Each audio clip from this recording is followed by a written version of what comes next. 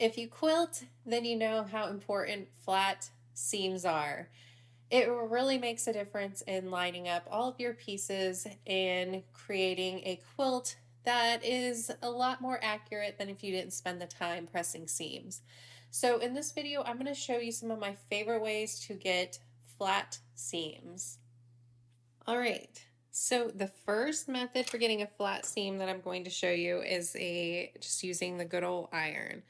So these are about 5" by 5" squares. And first I'm going to set the seam, and then I'm just going to finger press over and add some heat. Now these are leftover fabrics from a project that I did a little while ago, and there is a little bit of starch already on these blocks because I starched the fabric before I cut. So you can see that the seam is pretty nicely set, and for these larger blocks, a lot of times that'll work well because when you bring everything together, you'll use some pins and everything should line up really well. So it's not completely flat, but this would work on, I think, these size blocks in my opinion.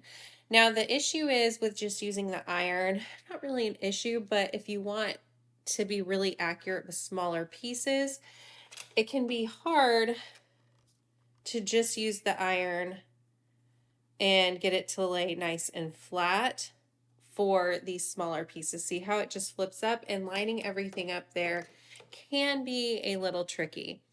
So what is something else you could do to get something like that to lay flat?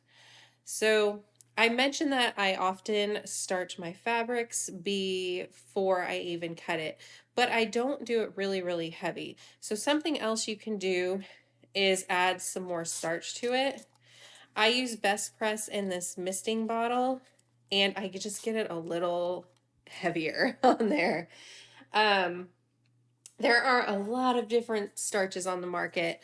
There's flatter spray, there is magic quilting and crafting spray. There's a lot of different spray bottles of starch.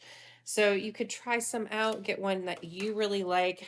So I'll set the seam when I add some extra starch, finger press it. I'm not really paying attention to which way I'm pressing the seams because I'm just kind of showing you. These are a bunch of leftover from Stitch and Flip, and then see there, it lays so much flatter. Now I put a lot of, you saw, starch all over this on both sides. So something really nice that you can also use is an easy press pin. So that'll get the starch a little more isolated in one area if you don't want the whole fabric covered. So how you use that pin is you'll set your seam, and don't do like I'm doing and just leaving your iron there, and press. And I should be pressing these the other direction, but you know, I don't think I'll use these on a project anytime soon.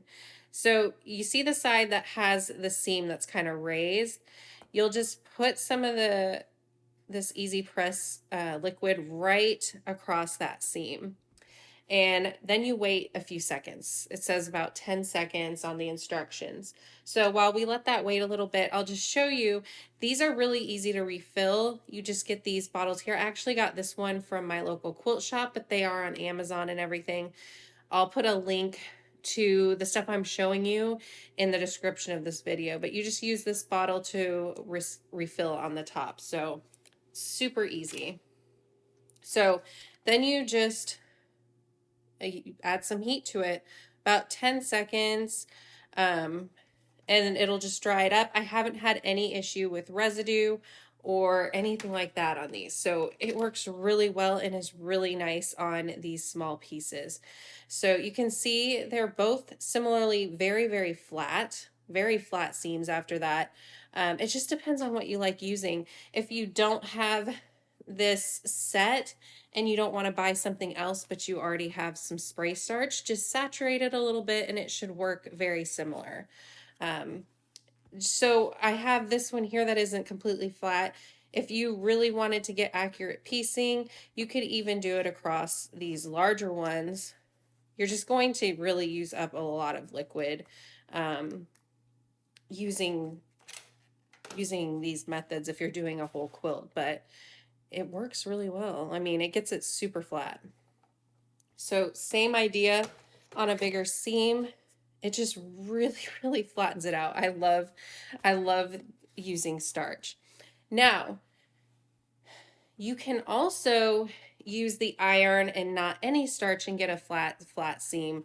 So let me show you that as well. So I set the seam and then I open it. And it's not quite laying flat. So what I like to do is I just have a spray bottle I picked up from Walmart and I get some water on it. Now, you could probably get the same thing with steam in your iron, but I don't always keep it very, very full. So what I do is get my clapper nearby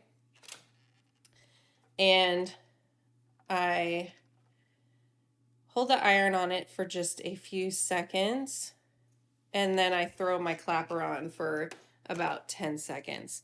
So I'm gonna let that sit there and I'm gonna show you again. I'm gonna grab that.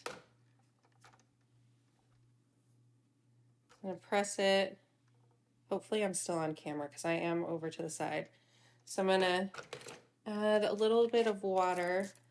The reason this method is so nice is because you don't have to remember to purchase all these extras. If you've run out, it's not something you have to repurchase over and over. If you get yourself a clapper, you have it, unless you lose it. So it's not, I love when I don't have to repurchase something over and over.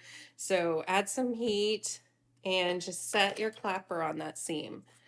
And see how flat it gets? And it doesn't have that stiff feel. So if you don't like this, the feel of starch where it's kind of stiff after, it's just a nice flat seam and all you used was your iron, a clapper, and a spray bottle of water. The spray bottle of water really helps in my opinion. So there you go. So there are a few methods for getting some flat seams. So we have just using the iron, which I'm not gonna just set out over here because now it's warmed up, but we just have the iron. You can get a fairly flat seam just using that. Use some spray starch, use the easy press pen, or use some water and a clapper. So these clappers my husband made for me and they are available in my Etsy shop. I have them in a few different types of wood and designs. So we have one that's a little more classic, but he shaped it a little different just to add a little flair unique to my shop. And then we have one that's shaped like an iron with an iron shaped like an iron with the cast iron handle. I think it really turned out really, really cute. So you can get it with my logo or you can customize it and get your own logo on it. Just send it over to me or your name on it. So check those out. Let me know in the comments how you get flat seams. What is your favorite method? I would love to hear from you and I like some new ideas as well. So thanks so much for watching. I hope you found this helpful, especially if you're struggling with getting some flat seams, especially on the smaller pieces. I'll see you in the next video. Bye.